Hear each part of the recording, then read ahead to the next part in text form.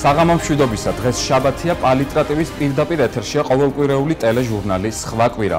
დღეს უამრავ თემას შევეხებით, მათ შორის სოციალურ თემებს, რომელიც საზოგადოებას ყოველთვის აინტერესებს.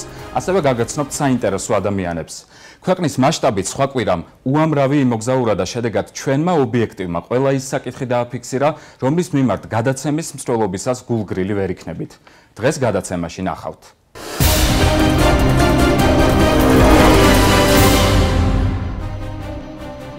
საკუთარი სურვილით მიღებული გადაწყვეტილება და არჩევანი, რომელიც უალტერნატივოა.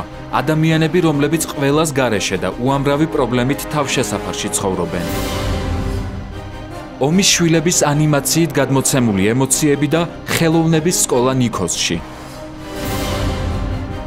პროფესიით ინჟინერ-მშენებელი, მოწოდებით პოეტი, ომარ მაღლაქველიძის პოლიტიკოსი კუმირები და ღიღინით გამოხატული ერთადერთი ნატრა. სხვა კვირა დღეს ყველაზე ტკბილი რეისით იმგზავრებს, სენტიმენტალური მძღოლის ერთი შეხედვით ჩვეულებრივი ცხოვრება და ღიმილის უკან დამალული სევდა. გადაცემის დასკვნით ნაწილში შეიტყვეთ, ვინ არის ბელა გოგსაძე და რა კავშირი აქვს მას ქართულ რაგბთან.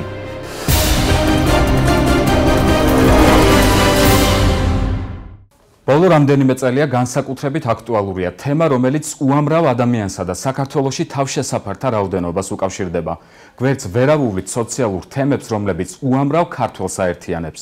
დღეს მოგიყვებით ერთ-ერთ თავშესაფარზე, რომლის ბინადრებსაც განსხვავებული ისტორია, მაგრამ საერთო პრობლემები აქვთ. საკუთარი სურვილით მიღებული გადაწყვეტილება და არჩევანი, რომელიც უალტერნატივოა. ადამიანები, რომლებიც ყველას გარეშე და უამრავი პრობლემით დარჩნენ. 60 ისტორიაზე ერთი დასასრულით ელენე ცინცაძე გიამბობთ. ანალოგიური პრობლემით უამრავი ადამიანია და სამწუხაროა ისიც, რომ უმეტესობა ისევ ქუჩაშია და მათი ბედისწერის შესახებ არავინ იცის. ვიმედოვნებთ, რომ ჩვენი სიუჟეტის ეთერში გასვლის შემდეგ გამოჩნდებიან ადამიანები და სხვადასხვა ორგანიზაციები, რომლებიც აღნიშნული პრობლემებით დაინტერესდებიან. ამჯერად საქართველოს უახლეს ისტორიაზე ვისაუბრებთ. თუ ერთ დროს ლეგენდებზე გვიყვებოდნენ, ან თავად ვკითხულობდით ომის შესახებ, რომელიც საქართველოს გადაუტანია, დღეს თვითმხილველები ვართ და ტერმინები ოკუპაცია, კონფლიქტის ზონა, ერთი შეხედვით ჩვეულებრივი სიტყვებია. ჩვენ ყურადღება შევაჩერეთ 80-მდე მოზარდზე, რომლებსაც თითქმის ერთმანეთის მსგავსი ემოციები აერთიანებთ და მათი ყოველდღიური ცხოვრება მეუფე ისაიას უკავშირდება.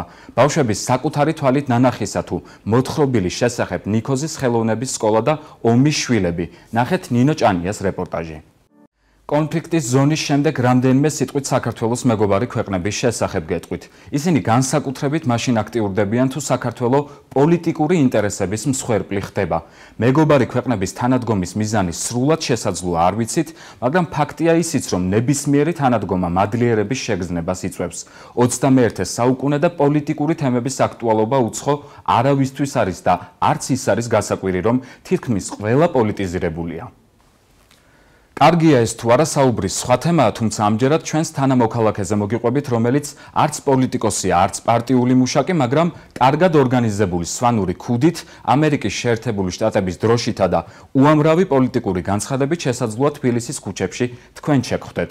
ომარ მაღლაქველიძე პოლიტიკოსი კუმირების, საკუთარი ცხოვრებისა და ერთადერთი ნატრის შესახებ ჩემს კოლეგას ელენე ცინცაძეს ესაუბრა.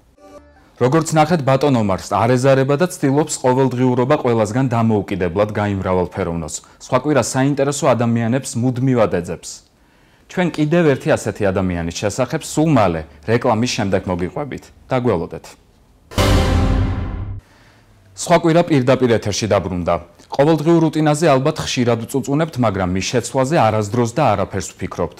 ყოველდღიურობის შემადგენელი ნაწილია გადასაადგილებელი სატრანსპორტო საშუალება ყვითელი მიკროავტობუსიც. არა დღეს არც მიკროავტობუსის საფასურზე, ან აღნიშნული ეგრეთ წოდებული მარშრუტკის ტექნიკურ მონაცემებზე არ ვისაუბრებთ. მეტიც, მოგიყვებით სხვებისგან ერთი შეხედვით არაფრით განსხვავებულ ყვითელ მიკროავტობუსზე, რომლით მგზავრობის შემთხვევაში შესაძლოა ემოციური კუთხით იმ წლებში დაბრუნდეთ, როცა თქვენთვის უცხო ადამიანი ქუჩაში გაგაჩერებდათ. თქვენი ლამაზი თვალებით აღფრთოვანდებოდა და ღიმილთან ერთად კანფეთს გაჩუქებდათ. ბავშვობის შემდეგ ასეთი შემთხვევა ალბათ აღარავის ახსოვს და მსგავსი არც ახლანდელი ბავშვებისთვისაა ხშირი. მოკლედ, არ გაგიკვირდეთ თუ ერთ-ერთი ხელის დაქნევის შემდეგ სამსახურისკენ მიმავალს ან სამსახურიდან სახლში მომავალს დაღლილს რაიმეთი დაგასაჩუქრებენ. ყველაზე ტკბილი რეისი და მისი ავტორის სევდიანი ისტორიის შესახებ ლიკა მოშიაშვილი მოგიყვებათ. სხვა კვირა ამჯერად განსხვავებული რეისით სპორტის სამყაროში მიემგზავრება. პირველი რაც გაგახსენდათ ალბათ ქართული ფეხბურთია და ბოლო წლებში განცდილი უამრავი მარცხი. აქვე დაგამშვიდებთ. დღეს მხოლოდ წარმატებაზე გიამბობთ. განსაკუთრებული სიამაყით ალბათ მაშინ ვივსებით, როცა მთავარი თემა რაგბია და ორმაგია მონდომება, როცა საქმე ქართული რაგბის გულშემატკივრობას ეხება. ეს არც ერთ ჩვენგანს უკვირს და მიუხედავად იმისა, რომ მისი ისტორიის საწყისები საქართველოს არ უკავშირდება, მოპოვებული წარმატებების გათვალისწინებით სპორტის ეს სახეობა ქართველებს განსაკუთრებულად გვიყვარს. ბოლო წლებში მღელვარე გულშემატკივართა რიგებში განსაკუთრებით მომრავლდნენ ქალბატონები და მეტიც მწვანე მინდორზეც გამოჩნდნენ. სუსტის სქესის ძლიერ მხარესა და განსაკუთრებულად ძლიერი ქალბატონის სისუსტეზე ნინო ჭანია მოგიყვებათ. ასეთი იყო თემები, რომლებზეც სხვა კვირამ გიამბოთ. ამით დღევანდელი გადაცემა დასრულებულია. ჩვენ ზუსტად ერთი კვირით გემშვიდობებით. მომავალ შეხვედრამდე.